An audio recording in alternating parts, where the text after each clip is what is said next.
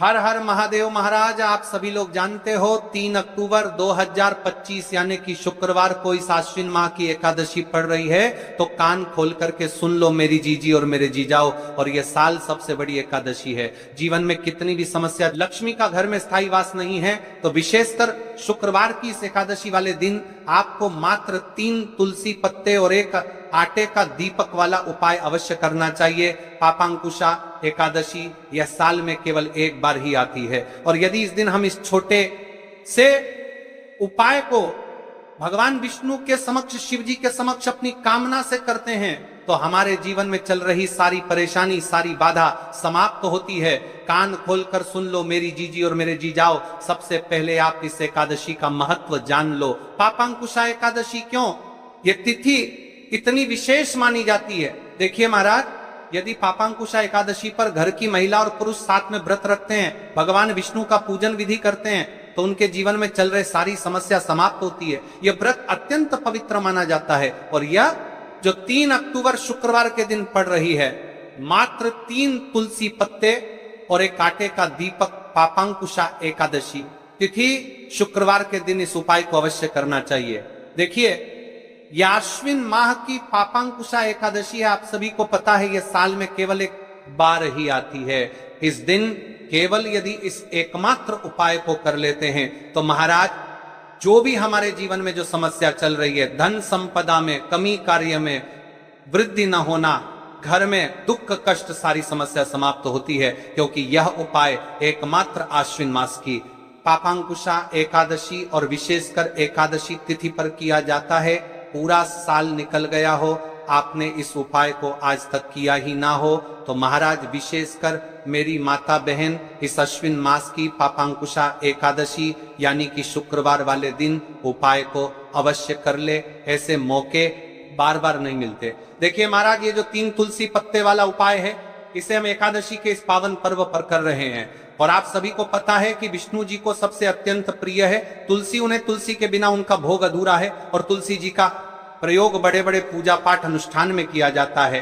तो हमें इस तुलसी, मात्र 3 तुलसी के पत्ती वाला उपाय करना है, और आपके जीवन में जो भी धन की समस्या चल रही है, वह इस उपाय को करने के बाद सारी समाप्त होने वाली है। क्योंकि भगवान विष्णु की अर्धांगिनी माता लक्ष्मी, जिनका स्थायी रूप से हमारे घर में वास होगा, इस उपाय को करने के पश्चात देखिए महाराज, यदि हम इस आश्विन माह की पापांकुशा एकादशी, शिव महापुराण की कथा में उल्लेख है कि पापांकुशा एकादशी यानी शुक्रवार वाले दिन का सबसे बड़ा और विशेष महत्व होता है। तो आपको या फिर आपके घर के किसी भी एक सदस्य को इस दिन शिव मंदिर में या फिर अपने घर के मंदिर में भगवान विष्णु की प्रतिमा के समक्ष या फिर अपने घर के तुलसी कुंड में यह छोटा सा कार्य तो अवश्य ही करना चाहिए। यदि आप इस उपाय को करते हैं, तो आपके जीवन में चल रही सारी समस्या तो समाप्त होती ही है,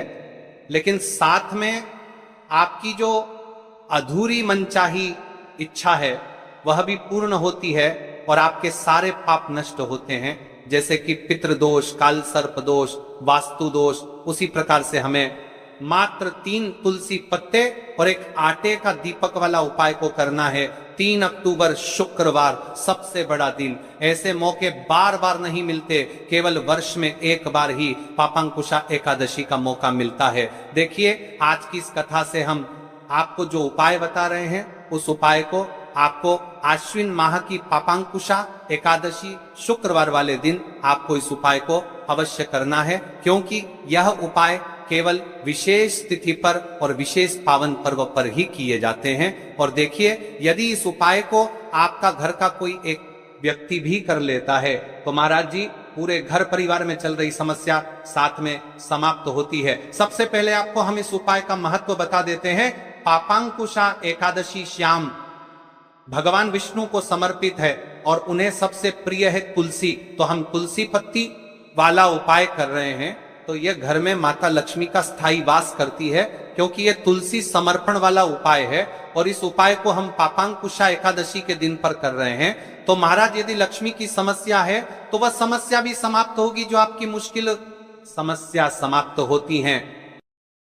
उससे पहले हम बात करेंगे इस उपाय को करने के एक निश्चित समय के बारे में, क्योंकि यह सबसे बड़ी एकादशी है।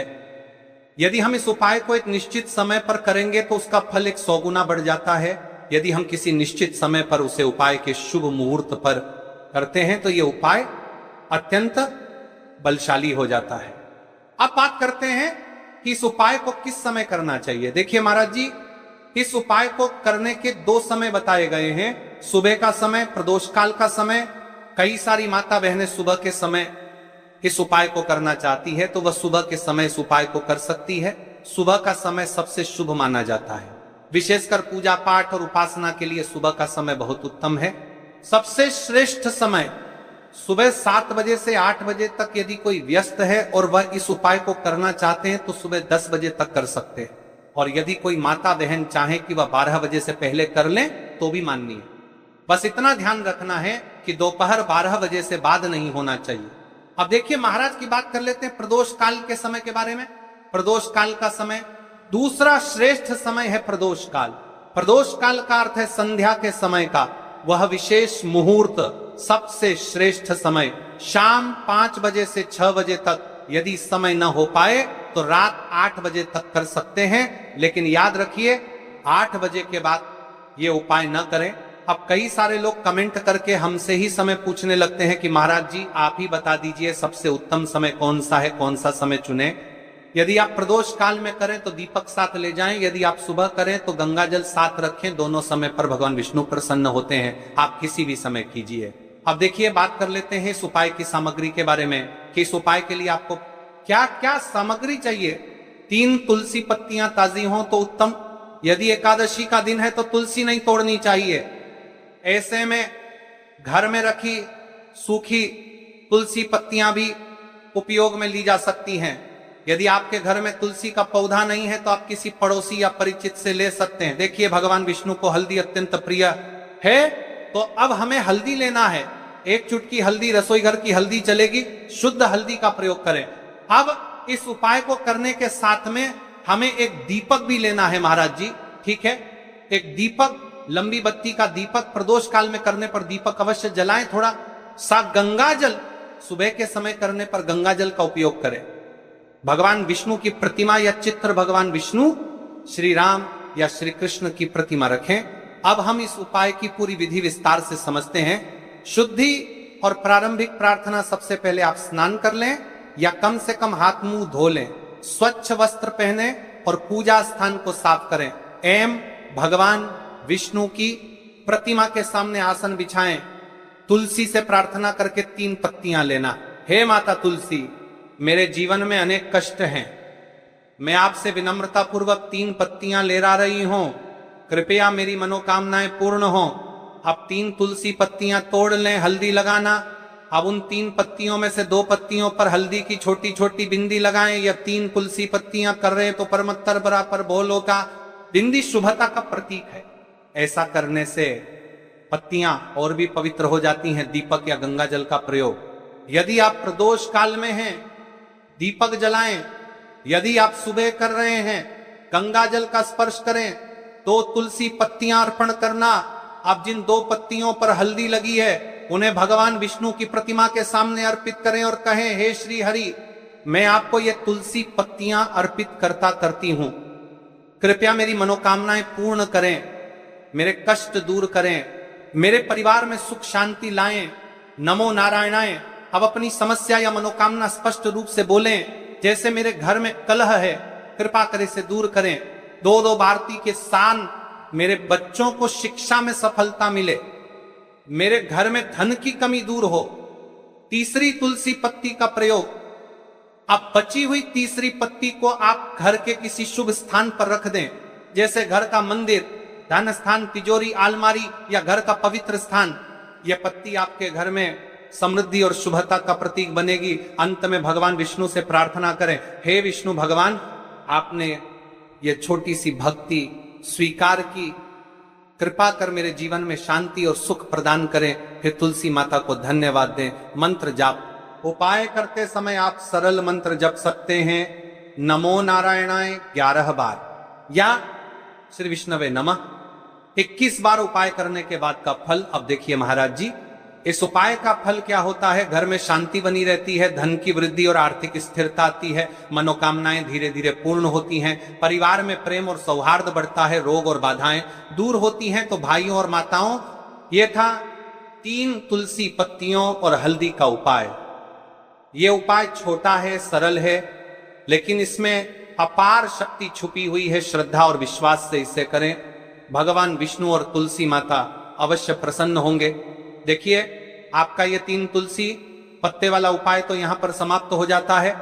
इस उपाय को आपको हमने पूर्ण रूप से आपको अच्छी तरीके से समझा दिया है, किस प्रकार करना है, कैसे करना है, सामग्री कहां से लेनी है। अब सबसे पहले हम एक मुख्य बात कर लेते हैं। देखिए, हम राशि से जुड़ा भाग्य भी बताते हैं और भाग्य में चल रही परेशानियों को भी बताते हैं। तो यदि आपके जीवन में कोई समस्या चल रही है और वह समाप्त नहीं हो पा रही है, तो कमेंट बॉक्स में आप बता सकते हैं। अगली उपाय विधि में हम आपकी समस्या का निवारण भी करेंगे और उसका उपाय भी बताएंगे। तो चलिए आप चलते हैं हम उसे आटे के दीपक के उपाय की तरफ, जो आपको इस पवित्र एकादशी पर करना है। उससे पहले नए भक्त हो तो चैनल को सब्सक्राइब कर ले। अब घर आकर के आपको छोटा सा कार्य अवश्य करना है। अब भक्तों, केवल मंदिर जाकर उपाय करना पर्याप्त नहीं है, घर लौटकर आपको एक छोटा सा कार्य भी करना होगा। घर में जो भी आपका शिवलिंग है, पिंडी है, या फिर यदि शिवलिंग नहीं है तो आपका छोटा सा मंदिर है, वहां पर जाकर भी आपको जल चढ़ाना है और भगवान को प्रणाम करना है। साथ ही घर के मुख्य द्वार पर एक दीपक प्रज्वलित करना है। यही दीपक आपके घर की लक्ष्मी को स्थिर करता है और दरिद्रता को बाहर निकाल देता है। त्र्यंबकम यजामहे सुगंधिं पुष्टिवर्धनम उर्वारुकमिव बंधनान मृत्युर्मुक्षीयमामृतात्। जो भी भक्त इस पावन एकादशी में हल्दी के दीपक का उपाय करता है, उसके जीवन की बड़ी से बड़ी समस्या भी समाप्त हो जाती है। चाहे गृह कलह हो, स्वास्थ्य की परेशानी हो, आर्थिक संकट हो या मन की बेचैनी, माता दुर्गा उस घर में स्वयं कृपा की वर्षा करती है। अब प्रश्न उठता है कि उपाय की विधि क्या है? आटे का दीपक, हल्दी के साथ गेहूं के आटे से एक छोटा सा दीपक बनाइए, उसमें घी या तेल भरिए, उसमें रुई की बाती रखें। अब उस दीपक में एक चुटकी हल्दी अवश्य डालें। यह सबसे शक्तिशाली विधि मानी गई है। साधारण मिट्टी का दीपक, यदि किसी कारण से आटे का दीपक संभव न हो तो साधारण मिट्टी का दीपक भी ले सकते हैं, उसमें भी एक चुटकी हल्दी डालकर प्रज्वलित कीजिए। इस उपाय को आप कहां कहां पर कर सकते हो? भक्त पूछते हैं, महाराज जी दीपक कहां रखना है? तो सुनिए, आप इस दीपक को मां दुर्गा के समक्ष जला सकते हैं। यदि आपके घर में शिव जी का शिवलिंग है तो वहां भी कर सकते हैं। भगवान विष्णु की प्रतिमा हो तो उनके सामने भी कर सकते हैं। और यदि घर में माता तुलसी का स्थान है तो वहां भी ये दीपक जला सकते हैं। सच तो यह है कि जहां भी आप श्रद्धा से करेंगे वही स्थान